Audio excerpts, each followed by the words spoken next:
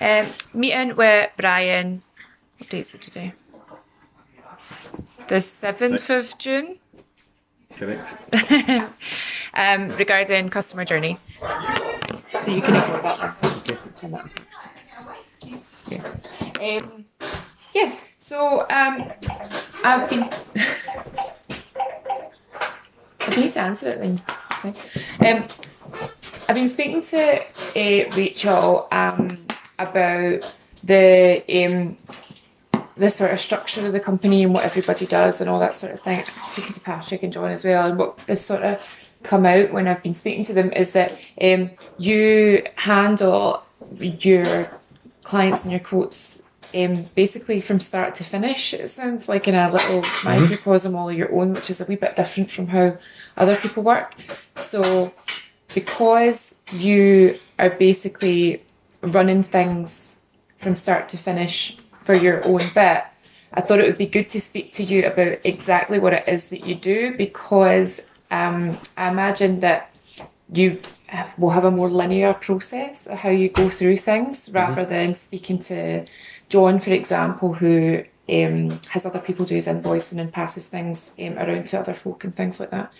And it's just so I can get an understanding of, in my old job we used to call it the customer journey, which isn't quite right here, but you get the understanding. From the minute somebody, becomes a client of the West Coast Group to the minute they leave or come back for repeat business, what happens from A to Z via everything else? Well, it's extremely interesting to find out that everybody else thinks I work independently. I'll tell you why I work independently, because there seems to be a wall put up.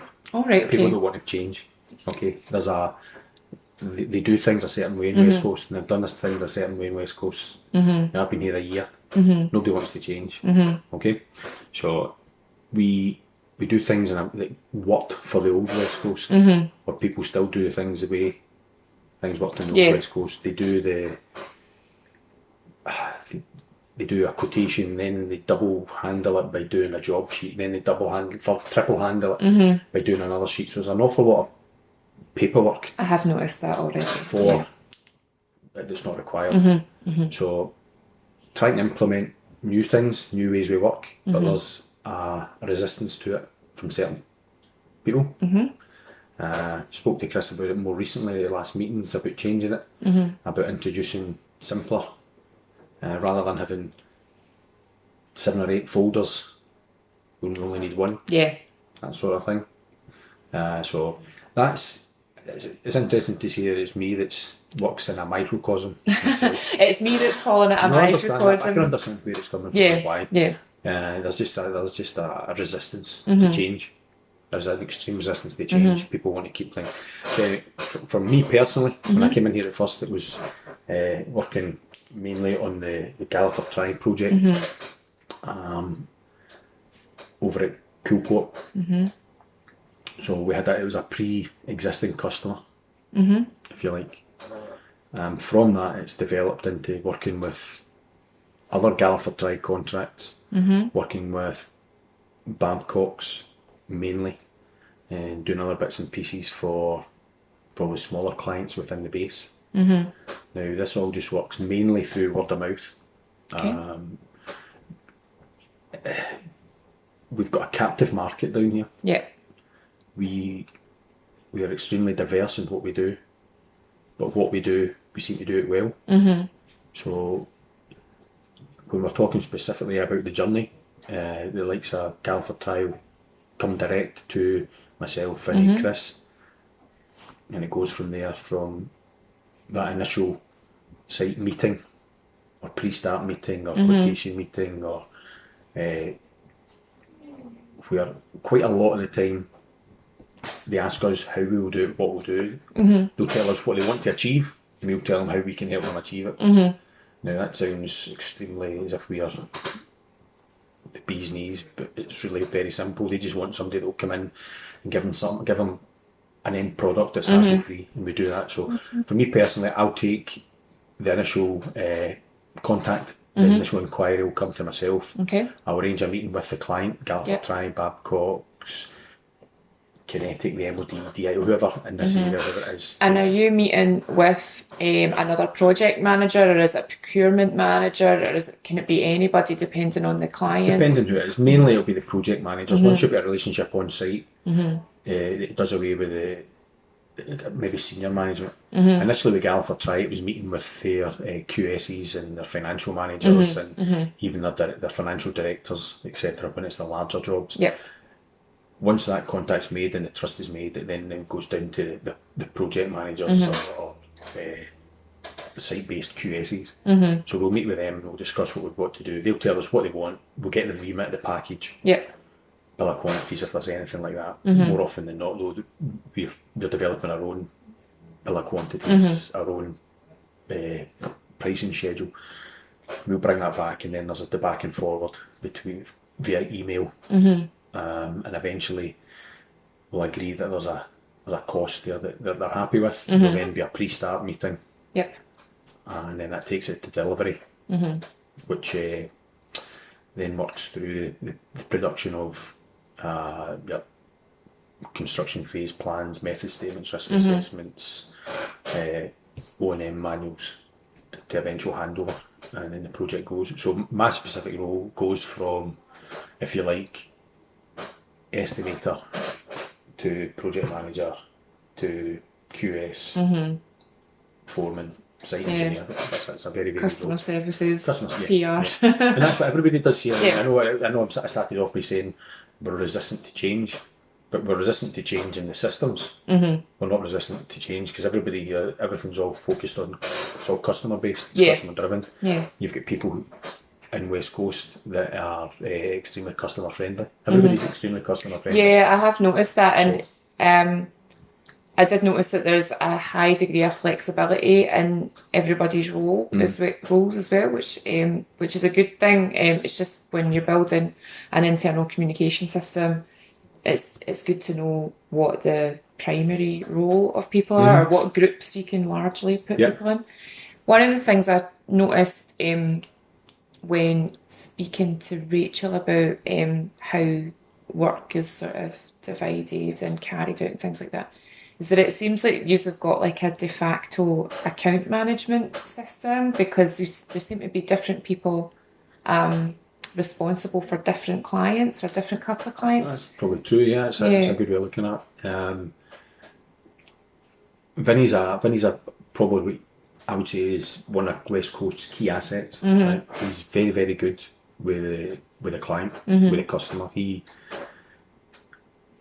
People gravitate towards him. So Vinny can go and walk into the Babcock office and people speak to him. Next thing you know, he's coming out and we've got 3 or 4 inquiries for jobs of varying sizes. So Vinny is very, very much the Babcock person. You know, he's very, very much very weird. I'm saying very, very much. He's got a lot of contacts in the bases in Coolport specifically, where people just give him work because it's Vinny. Yeah. So we get that. Same with Chris. Chris will go into Faslane, and again it's a Babcock thing. Myself, it's more the Galliford Try, and then you've got the private sales and stuff like that get divvied up, and then the firewood on top of that, where people look after that. So, Rachel's right. That's the way it is. Yeah, and I know, just to go back to what we were saying before, so there's a lot of sort of double, triple, quadruple handling of files. There is, is that something that you're held to, or do you organise your paperwork and your sort of flow of documentation, if you like, in a different way? No, I try to fit in with what we've got just now. We've had sporadic management meetings, which we were, again, I'm very, very wary that Chris is a contract, the director. So Chris and I we've spoke at meetings and we've spoke out with meetings that we do need to streamline, we need to change. And my suggestion, and I've said to everybody very, very wary that I don't want to try and force what I want, because again, I'm just an employee, the same as everybody else. But we've got a quotation file for every client, rather than just having everything collated in one.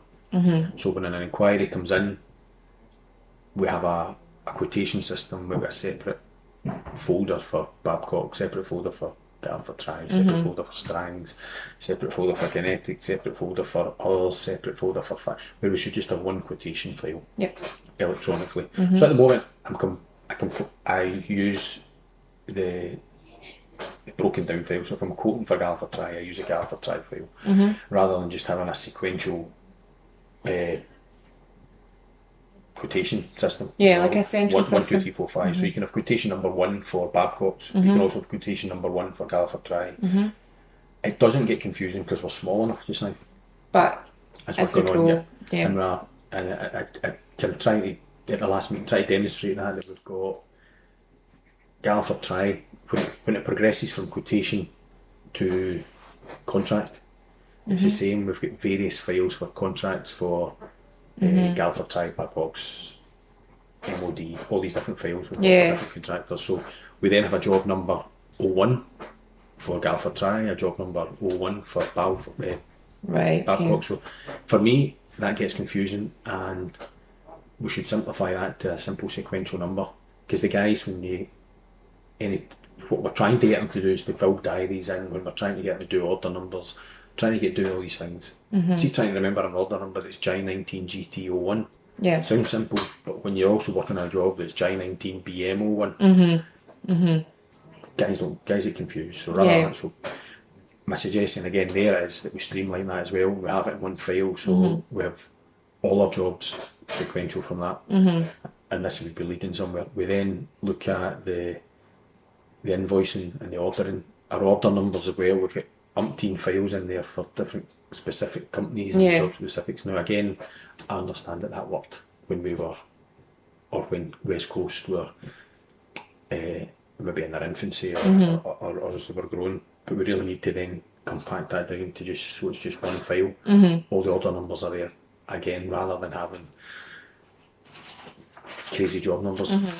Again, number 1 for different companies. Yeah, because part of my role, part of the project, is to look at the client onboarding system, and that includes all the back end stuff, like even stuff like how do we structure the files, which are, as I found out, currently on private Dropboxes. Yeah, we saw yesterday as well when I asked Rachel for something. She says, "Oh, you've not got access to that." Yeah. I don't. That's So not that that's a bad thing. It's just maybe that's been an oversight. Yeah, I mean, I think that's something that needs to change, and I think just now it's been a sort of, I think it's just been like a kind of organic thing that's kind of grown up, but we're hoping to migrate everything over to G Suite, which means that everybody should, in theory, be able to access all of the documents all of the time, or if you've got, password access for that particular part or something like that. So there's no, so everything's centralised. But then that would also include changing things like how are things structured? Do we really need 5 files when we could have 1 file?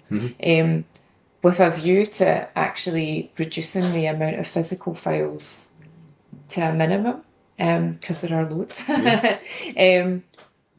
Which is why this project is 3 years long. So that is part of it, which is, like I said, that's why I want to speak to you, because it seems like if there's a streamlined process, you're probably the person that's doing it just now. Trying, but as I said, there's resistance. There's not. Again, the last meeting we had examples of, again, how we should be doing things. Because cutting to the chase, at the end of the day, we're all here to make money. Yeah, exactly. We're here to make money for the company. We're here to make money for ourselves. We're here to make money for our partners. And not partners, but the other guys that work for us. And my saying to Chris as well, are we making money? Yeah, we're making money. Okay, did that job make money? No idea. No idea. Did that job make money? No idea. And as we're getting bigger and we're bringing in more employees, myself, you, Ken, all these people coming in, these overheads, these wage structures, these financial reliances that we've got, they need to get fed into these jobs that we're doing. So we need everybody. Again, I'm maybe babbling a bit here, but when you're talking about No, I'm happy for you to babble, honestly. roles and responsibilities, what is everybody's roles and responsibilities? I love working with West Coast because the fact is you've got a different role. I love that, and I don't want that to change. But at the same time, we need a structure, whereas we've got a financial department, and the financial department does finances. They don't do firewood. They don't phone up and order stuff. That should be left to the project managers like myself and other guys that are doing that. They should be solely working on the financial side of the company. They should be able to produce a monthly sheet, weekly sheet. Should be able to go in and say, is that job, how much have I spent on this job? And then touch a button, we should be able to say, you've spent X amount. So that the project manager, so that I can manage the job and say, costs are running away, the company's not going to make money in this job, we need to do something. Or for the next time we price it, we can then, we've got a management tool that we can say, well, we did this sort of job before, we underpriced it, or we overpriced it, and we can reflect that in the estimating side. We just streamlines the word. We need to. We're all over the place. We're doing a lot of things, and there's a lot of pressure on certain departments, certain individuals. Like if we, Patrick for a start. I've noticed that because I've gone through the roles and responsibilities with Rachel yesterday, and Patrick's was just getting bigger and bigger and bigger. It's like Patrick does loads of stuff, and he probably is not very, again, as much as he's not very good at delegating things out, but he's got people in there. Maybe we have to add a couple of other bodies in to help him move going forward. And again, that highlights the fact that we will all have to have some traceability and accountability and things. So we need the package. Now I'm probably what you'd call old school paper, whether it's a paper trail, whether we're writing these things down or, and there's a printout. But again, at the last meeting we spoke about introducing an app, so that we can again authorise, trace things. Like so when an invoice comes in, it seems to be that we just pay it. It seems to be that something just gets paid. Whereas there should be a trail of authorisation. You should be able to go back and have a look at, you know what I mean, where it's come from, if it's right. You know what I mean? Correct. I mean, if I'm ordering something, we should have our procedure should be when you're ordering something. It starts with the job number and the purchase order number. That's just a small part of it. We should then know what we're getting, how much we're getting, how much it costs before we even give them that order number. So once we give them that order number, it's into the system, stuff gets delivered, invoice comes in, whoever takes the invoice in shouldn't just give it to Patrick and Patrick pays it. It should then come back to me or so you can sign it off. Chris, so it gets signed off or checked, so everything's okay, and then it gets paid. But then that goes into whatever we do monthly and goes into the monthly sheets. Again, I've got a couple of sheets I printed out from previous companies I worked with. It shows kind of what we're looking at, where we can analyse the costs and whether we're making money, and this would then generate meetings. And not saying we have meetings for the sake of having meetings, but there should be structure. Always, there is, and we're talking about restructuring a whole company rather than just a certain element of it. So I know I'm jumping from pillar to post here, but no, that's the thing. I totally understand that. Obviously, my position is Digital Enterprise Transformation Manager. See, I've been brought on. I've not been totally involved in the KTP thing. So. Well, the thing is, so I'm from a digital marketing background, and I worked in the construction industry as a marketing manager before coming here.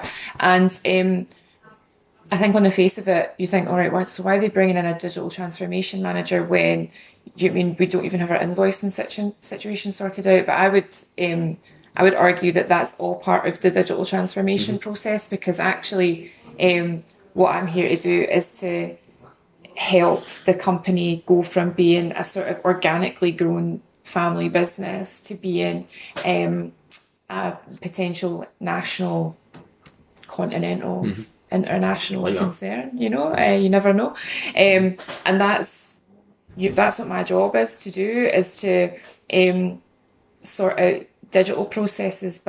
But you find in these situations that in order to sort out the digital processes, you need to understand the processes that already exist, where they're going wrong, what should be kept, what should be binned, because digital transformation is every single part of the business.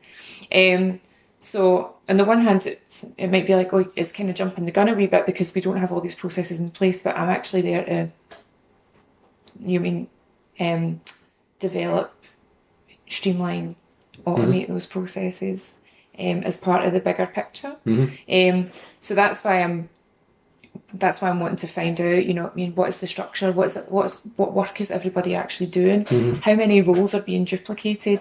I was speaking to Patrick yesterday, show me some of your systems, and I'm going to have another meeting with him where I go, right, okay, I need to record this one. You need to show me every single bit. And that's why I'm speaking to yourself as well, because, yeah, no problem. You doing, Gordon? Yeah, so, as I was saying, it kind of impacts on every part of the business, and that's why I'm going to be up in everybody's business. No, I think it's a great thing. I really do. Yeah. I really do. I mean, when I first came in, with the first management we had, it was highlighted that the website was made us look like gardeners. We need to change the website. Yep. So then again, John says he knew somebody, and that's how this whole KTP thing Yeah. go. Yeah. But for a year now, the KTP kind of surpassed the need for a rapid change of the website, and the website just stayed the way it was. It's been changed now. Good. Changed it yesterday. Did it? Yeah, I've not looked at it, but Still need to change the emails, but that'll happen next week. well, that's good. So I'm not questioning. I think it'll be a great thing. I think it'll be. Yeah, yeah. It's great. I want people to know why I'm here as well, and I do think it's kind of easy. It's a bit easier for me because I'm new. I'm not from around here. I'm employed by the university effectively, so I'm sort of like. It's good to get a fresh set of eyes. Yeah, a fresh set of eyes, and I don't have any beef with just asking people questions and stuff like that. So that's why I'm just really trying to pick out some key people to start with, just so I can start making a rough framework of what the situation already is. Doing my situational analysis, if you like. This is how we are, and it's only from knowing how we are and what the issues are that we can actually start looking at how to change things. So some things are quite obvious, like automating a lot of the processes, like creation of job forms and invoicing and all that sort of thing. That can be automated, but don't know what could be automated until you know the system that's already in front of you. And I've just said to John and Theo this morning that actually before I start looking into anything else to do with digital stuff, I need to sort out the internet connection, which I know Ken and Kevin have been kind of looking at, but I've said that I'll take over the sort of running of that, because I think it's like the absolute minimal building block of being able to do anything else, because it'll get the pace of work up quicker. It means that if we're going to bring in anything to sort of streamline working processes that's web-based, then we can actually use them.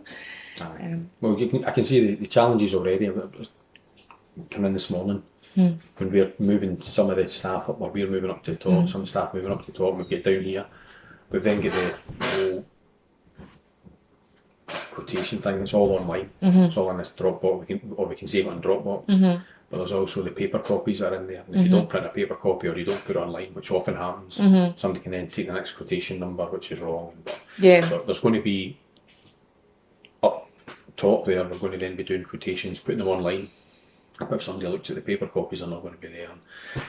It just gets messy. I'm not averse to putting everything into being digital. But at the same time, I've no idea how you do that. Or how Yeah, that is. I mean, So there's a wee bit do for they me. need do you need to have paper copies for compliance or for I don't anything know. like that? I generally don't. I mean, I don't think you do. I mean, I'll check that. But I think when it comes to making up your job file, you may need it. I don't know. No. do you need to have a physical job file? Yes, Why is that? clients like them. Fair enough. In all honesty, Uh-huh. clients want them, but they also want them electronically as well.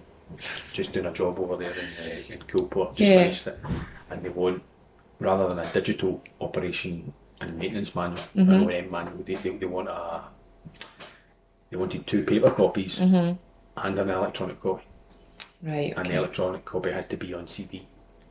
So Right, okay. So there's this is good to know as well. There's a bit of a learning process for, I guess, clients as well, or a Yeah. cultural process shift But needed I mean, for you're clients. you're probably Yeah. talking about not just changing West Coast from going paperless, you probably want to change the whole construction industry, Yeah, because everything seems to be well, it's a good place to on start. paper. Yeah, well, it is. It's the last construction company I worked for, secondary glazing and draft proofing company up in Perth, was almost completely paperless by the time I finished working there. Awesome. Apart from install plans for the team, because they just would not look at them on their phones, Aye. and they like to scribble on them and stuff. So Well, there's the thing as well with your method statements and risk assessments, when you produce them, guys have got to sign on to them and brief them, and then you've got the client then wants them, and then there's especially not especially in the bases, but they have a thing when the guys are working, you're supposed to have your risk assessment method statement with you at all times. So I don't know whether that would be an institutional change to then turn around and say, well, we're not doing that, we've got it on our pad or phone Yeah. or whatever. we need to look into, because everywhere's changing, everybody is changing, and I wouldn't be surprised if Babcock or something like that were undergoing their own sort of internal digital strategy review or something like that. I mean, if they're not, probably should be. I doubt they would be. I like to be optimistic about these things, but if not, then and maybe I'm getting a wee bit ahead of myself here, but maybe what we're doing here can be an example as about what can be done. Aye. I mean, that's kind of the point of the KTP on a wider level, is to say, look what you can actually do if you know what I mean, if you put some resources and your mind to it. But it's good for me to know that there's sort of there's an institutional or client based sort of issue in terms of delivery of information and documentation and things like that, because that just means that I need to consider that when thinking about the processes that we're going to build, because there's no point in me building everything that's cloud based with no availability for creating hard copies of things if the client won't accept delivery of things like that, or in order for them to sign off they need to have hard copies of things. So it's good We're to very know. guilty as an industry of creating digital forums and pro formas that can get filled in online and then just print them out, Yeah. in triplicate and sending them all over the place. We are, it's, I don't say something needs to change, but it's environmentally, I suppose, it's one of those ones that And it costs money as well, it costs money to create these systems, but then print everything out and then send everything out. It reduces productivity. you do. It's there's a big thing about again, traceability and accountability, and when you do a method statement toolbox talk, then the guys need to sign. They need to sign on it to prove they've been briefed on it. That's one of the things. It's like, okay, there's a bit of paper there, we just need to sign it. It might just be, the start would be reducing it from 30-40 sheets to just the one cover page. So we do everything electronically that way, and the one sheet signs it off. Sign on a tablet. Sign on a tablet, yeah. Possibly, yeah.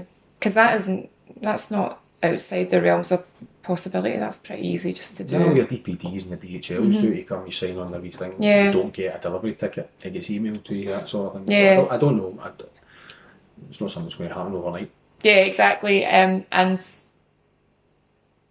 I think that's probably a wee bit further down the line in terms of tightening up that type of thing. Because I think that stuff like you're talking about, invoicing, quotes, file management, I think they're all much more important to sort of nail down first, and then you start looking at I guess managing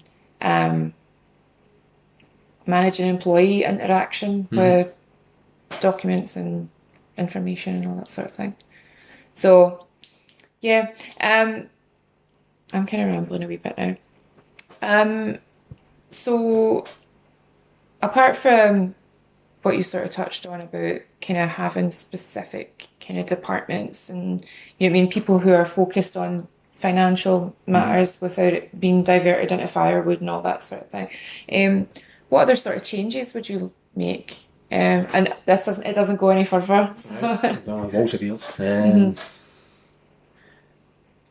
Nothing specifically changes wise. I think we just need to firm up the roles. Department wise, and that in itself would free up time and then flag up where we could then develop from a position. We're going to at the moment. I think we need to develop into the processes need to be more streamlined. They need to be streamline's the words. You know what I mean? We need something that's easy access, something that's quite easy to access. And as I say, Patrick's got the financial side thrown up. There's nothing he doesn't know about the business. Nothing he doesn't know about the financial side of it. But if Patrick was off, I think we'd struggle to step in and do what he does. Whether that means we sub out the wages to an outside company or something like that, and they do it. We do things like we record, each individual records a time sheet individually on a monthly basis. Because I think we should kind of reduce that to being the focus of a supervisor. Yeah, I mean, on a weekly basis. Yeah. Rather than waiting to the end of a month. But these are all that kind of finite. Yeah. You know. And so on a sort of, I guess, a bigger level then, if guys like yourself we're dealing with projects the way you do, start to finish, account manager style, you take responsibility for everything. If that was how we moved the projects going forward, we call it like account management situation, and then had defined departmental roles for the back office, I think that's something that could facilitate like better workflow and better productivity. 100%, yeah. I mean, again, taking the specific role of the health and safety department, Kevin, who comes in and does the health and safety role, does a lot of other things as well. Likes it, but you're talking, does looking at the internet, looking at the phones, looking at things like that. Whereas probably we should have a more focused on the health and safety role. You know, it's so. Yeah, because he has without actually having a list of things saying, Kevin, Brian, even for me, Brian, this is what you do on a daily basis. This is what you do on a weekly basis. Blah, blah. Probably something like that where we actually know. A defined job spec, but with but that you can stretch out into other areas, but you're always coming back into the same. Looking at my own position and the other project manager position, we taking that phone call just to the other just now. You're doing everything. You're doing absolutely everything again, from the estimating right through to the invoicing, the handover right at the end. You're doing absolutely everything. We need, and we are trying to address that just now, more operatives on the front line. Yeah. So we're addressing that just now as well. But we're having more operatives at the front line. You need more middle management supervisors. So there's a buffer. Rather than again, the way it used to be is everybody just phoned Chris, phone Yeah. Chris. So that again, all goes back to the structure, and that goes back to the roles and responsibilities, which needs to be more defined. Mm-hmm. That's one of the things I actually had mentioned in that the structure flowing from bottom to top, I feel like, is that operatives should be reporting to their supervisors. Supervisors should be reporting that information to project managers. Mm-hmm. Project managers should be reporting to, either a senior management level, or if that's Chris, then mm-hmm. Chris. You shouldn't have operatives bringing issues and grievances, or even just asking where things are to Chris. Yeah. Because it's not always going to be Chris at the top for a start. One day you're going to have a board of directors at the top, and you're not going to be able to go to them. That's it. When you're talking about international continental, all these things, you never know. You do never Think know. big. We wouldn't be able to manage that just now the way we are. Yeah, exactly. We really exactly. Don't. And again, on a personal level, for me, a lot of people may disagree. I'm flat out. I don't have enough hours in a day. Mm-hmm. I don't have enough. When we're talking about generating all these folders and stuff like that, so I don't have time to populate them with anything, what I should be doing. Yeah. So a lot of these things take a back seat until somebody asks for them. Then you're running around, and we just need a more structured approach. Mm-hmm. And unfortunately, that for me needs to look at bringing in fresh blood as well, bringing in new people. Yeah. Not just on sites, but again to assist and not just down here, because I think Patrick does a good job. He does. Kathy has got the front of house sorted out. Rachel's a good asset to have in there. She knows everything that's going on in the company as well. But again, they all intermingle. Yep. When we move up to the top site up there, we are going to struggle because we don't have the immediate backup, if you like, the ability to say to Patrick, where will I find this? Rachel, how do I get this? What do I do? So if we're going to streamline, bring in new procedures, it's good because it helps everybody. Because it's a fresh start, we're all moving away from it. I don't know, what did you call the J Suite? Did you call it? G Suite. G Suite, sorry. I have no idea what that is, but it sounds like something that's going to be similar to the cloud-based sort of thing. Yeah, well, it's Google's sort of suite of different apps and programs. Okay. So it's Gmail, it's Google Classrooms, it's Google Hangouts, it's Google Calendar, it's Google Jamboard, it's Google everything. So basically, the idea is within G Suite, there's everything that you need to fully support a business on the cloud. So everything from your emails to your online meetings to your phone to your spreadsheets.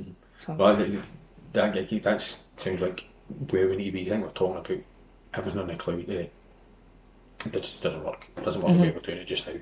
Again, the internet connection affects that a lot. Yeah. But from the actual physical management of the business as well, I think we're going to have more bodies. Yeah, more bodies, defined roles and structure. Yeah. So everybody knows what everybody else is doing. Can I ask, I don't know if this is going to be too much hassle for you, but see... Already sounds too much. I know it does, doesn't it? I'm wondering if the next time you get like a new bit of work in or something like that, you can let me know and I can kind of shadow you, like I'm a new you. Just so Neil was here. You have some minor fun, and just to see, just what the actual step-by-step process is, or is that going to be really difficult? No, I'm more than happy for that at all. A lot of I'm going to say the downside, the complication comes with some of the contracts we're working on just now is it's a massive contract for West Coast over in Coolport where it's going to last for the next 3, 4, possibly 5 years, working as a subcontractor to Galliford Try. Now that project in itself has, if you like, a job number. So we have a job number for that. G1801. And so we have that job number. It's all done under NEC3, the contract, which is baffling. But out of that, we get lots of different subcontracts, if you like, but it all gets done under the one word, the one contract, which gets treated as an individual contract, if you like, where we go through the meeting process, the tender process, the negotiation process, till eventually you get an order or an instruction to do that works. It doesn't technically go through the full system of West Coast system, although it's treated that way. Yeah. So it's like a wee baby one. We get that a lot. We've been asked. We actually just got an inquiry in yesterday for something. May not be the one to get involved in, but yeah, they're coming in all the time. Well, that would be really good, because then I guess I'll see what you see, and it'll give me like a better understanding of the issues that you're sort of coming up against, or the processes that you're going through yourself. Again, if we go right back to what I'm saying, I don't think we do things wrongly. No, I don't think you do I either. just do. I just think we could simplify things to the benefit of everybody. And yeah, what I do won't change when the systems change. It won't if we introduce. If everything was done in an app, it won't change the way I do things. It won't change the way that anybody would do things. It won't change the way that probably possibly change human behaviour. But yeah, I will still do things the way I would do them, with a hands-on approach, discussion, blah blah blah. And the process will still be the same, but it's the recording of it. It's rather than having umpteen files and the invoicing when we're doing it gets factored out. I know that's not going to change, but it might be some way we can simplify it rather than I think that's a good way of putting it. The process won't necessarily change, but the recording of the process will change. It should be easily at least on the back end. Yeah. And there's a lot of go back, we're talking about paperwork there in the construction industry. There's a lot of, there used to be a lot of turnover in operatives. There still is a lot of turnover in operatives. So a lot of things was put in paper so that somebody else coming in could open up a job file and would be able to see what's been done, what's been recorded, what's not done. Whereas it's often seen as if something's done on a laptop, it's harder to find things if you don't know, because everybody files things differently on a computer anyway. And then that's part of it, is making sure that everybody files things the same and so all that sort we of have thing. started to do, you'll have heard, or you may or may not be aware of CDM, the construction design. So we've got a filing system where it should be standardised, where we've file 1, 2, 3, 4, section 1, 2, 3, 4, 5 should all be the same, whatever job file we're doing. That's slipping because we just don't have time. Just too busy. We just don't have time to sit and and get it going. More often than not, and again, it's a great thing. You'll speak to Galliford Try or Babcock, whatever, and say, "There's a price, brilliant, start tomorrow." And you're caught. And that's why I think we should have. Again, it's not for tomorrow or next week, but we need to introduce some sort of, or somebody else, other middle management, people that can take a bit of weight, a bit of pressure off myself, Chris, Vinny, John, Ken, even yourself, and probably in here once things get going, help Patrick and Kathy and that out. So we are lightening the load. Again, that all goes back to we're bringing more bodies in, we're spending more money. We need to be able to have a fluid kind of approach to how we monitor the costs. We should be able to say, right, okay, you should know where you are. You know what I mean? In a click of a button. You know what I mean? You shouldn't have to go and speak to somebody who has to look through a folder, who has to. I'll let you know next week. You need to know right there and then. So it's like that again. That phone call there. They're talking about poured a concrete slab yesterday. There's a few cracks shown in it, which happens with concrete. It doesn't always mean it's disaster. But if it was disaster, you then maybe have to look and see how will this affect the company. To repair this or to break out, to start again. How much is that going to cost? Can the contractor afford that? Is it something maybe we have to look at going through insurances? But the way we're standing just now, we don't. We should have a process or a system to be able to say, like, how much have we spent? Can we do something here? But we, at the moment, we don't. I don't know. It's a long-winded way of saying is we need to change. Yeah. For the better. Yeah. Well, I think there's, I don't want to say this, but I think that there must be an appetite for change somewhere, otherwise I wouldn't be here. So I think it's I think it was something. I don't keep my voice shut, but I think it's something that snowballed. You know, something we get caught up in, and when it actually got to the point where we get the certificate, and we said, Christ, this is really happening. This is really happening. This is going to be this could kick off, and it's sold to you, or it's put across that it's going to change our company. I can see it needs it needs somebody from outside, and Chris will say the same thing. It needs somebody from outside to come in and say. Everybody I've spoken to so far has said the exact same thing.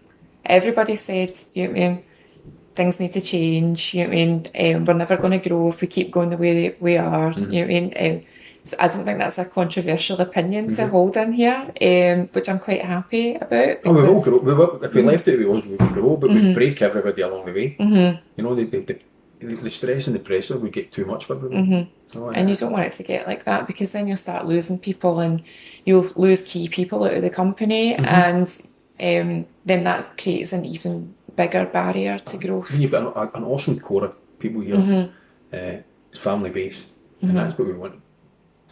We do need to improve, or we do need to change, but still keep that family feel. Because I think that's what most clients like.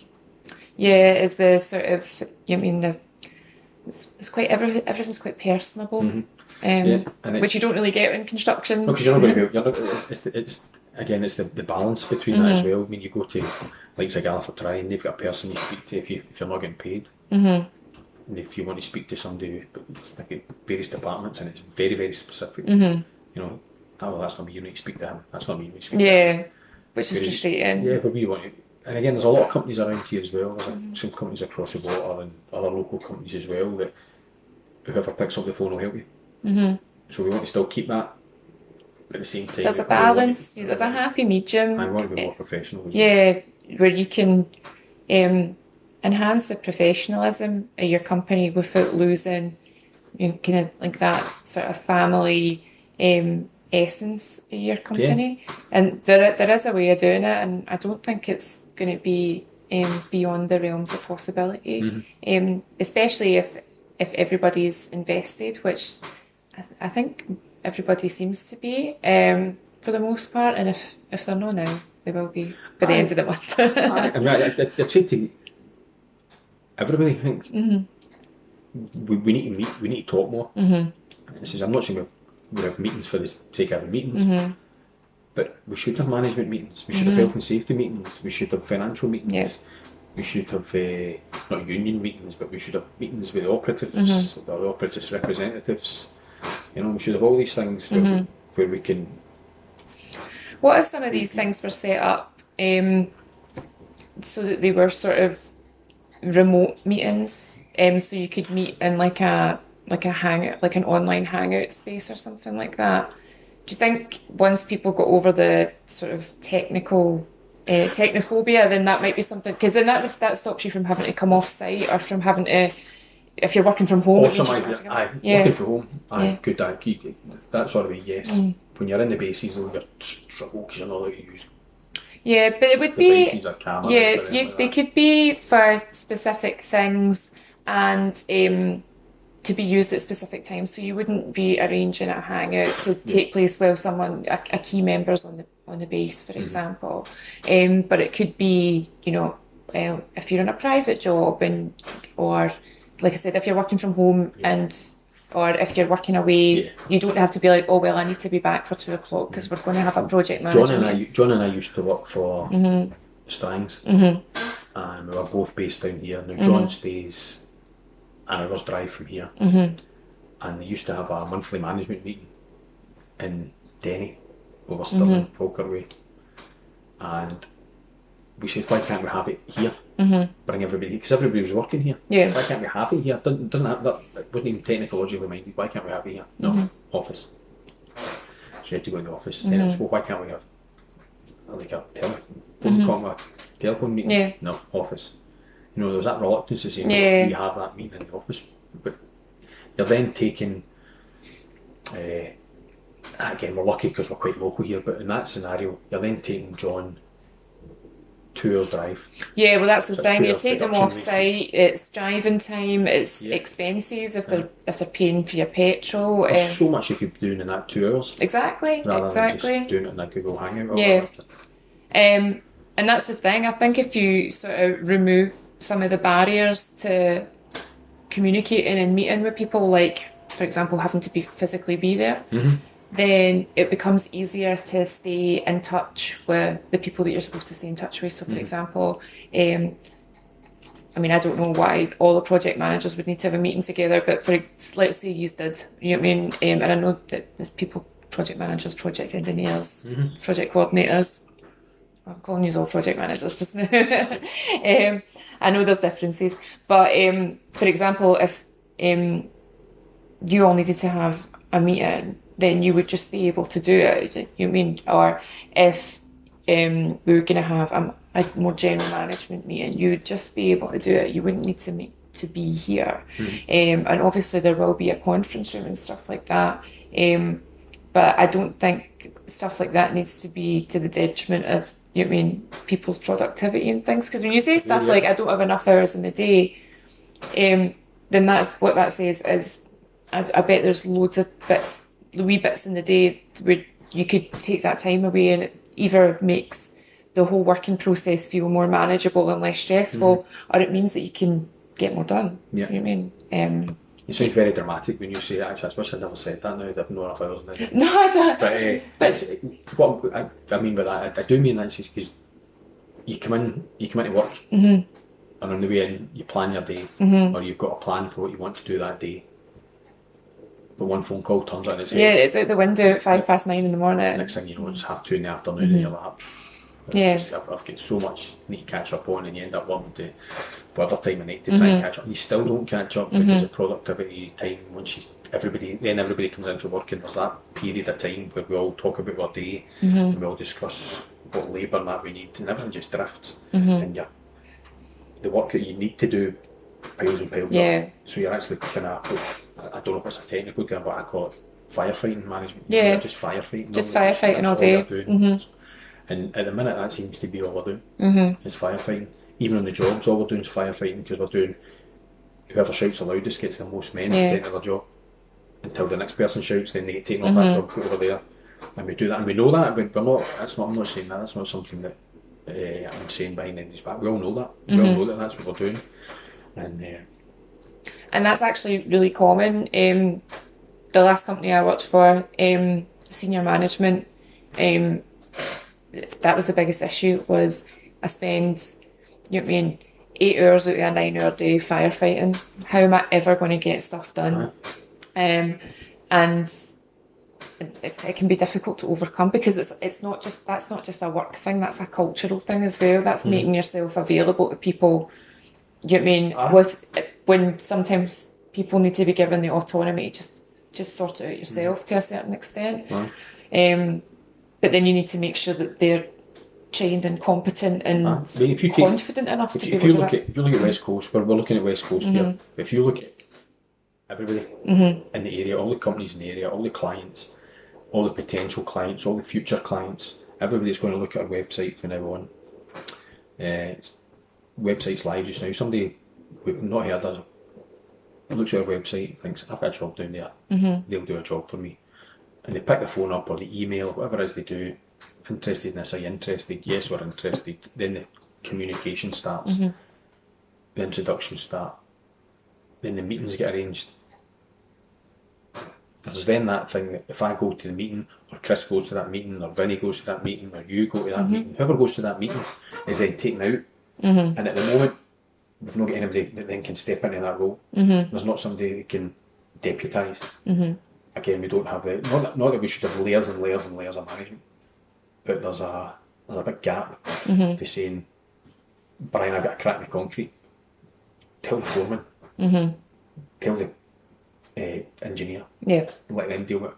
but it comes straight to, and again, I'm not saying I'm senior management, but it then comes straight to me, and it's then left after this. I'll go way down and have a look at that, and then by the time it comes up at lunchtime again, and you're again, it's a structure. I'll go back to, we could have done this in a couple of minutes just by saying structure, streamlining, processes. Right, see you later. But there's No, I do get it, but it has been good to talk because I feel like I've got a better understanding of. I'm glad you, because I think I'm just babbling. You're not, and it'll be really helpful for me to go back and listen to it as well. So yeah, I think that's probably everything then. Since we could have said it in 3 words. Well, we could have done. You probably came to the conclusion yourself anyway, I think. Yeah, you're not telling me anything that either hasn't been said to me by other people or I haven't sort of noticed myself over the last week. The thing that's actually kind of making me feel quite happy is that none of these situations are unique, and none of them are like insurmountable. Like everything can be gotten over, and everything can be made easier. It's just a case of working out the best way to do it and then making sure it gets done. Aye. Well, we're a very diverse company. I say we. I'm here a year. Well, I'm here a year, but sorry, we are a very diverse company. But we all do everything. Whereas I think a few times I've said we need to departmentalise as well. You know, rope access needs to be rope access. Rope access doesn't come away from that. QAB stays QAB. Construction stays construction. Ground maintenance stays ground maintenance. So eventually that will be the way it is. And do you think it's better to keep the teams based on that sort of level? Ground maintenance is ground maintenance, rope access is rope access, or is it better to have a team, a multi-skilled, multidisciplinary team that deals with a specific client? At the moment, we need to be multifaceted. We need the guy that does rope access at the moment is also doing groundworks.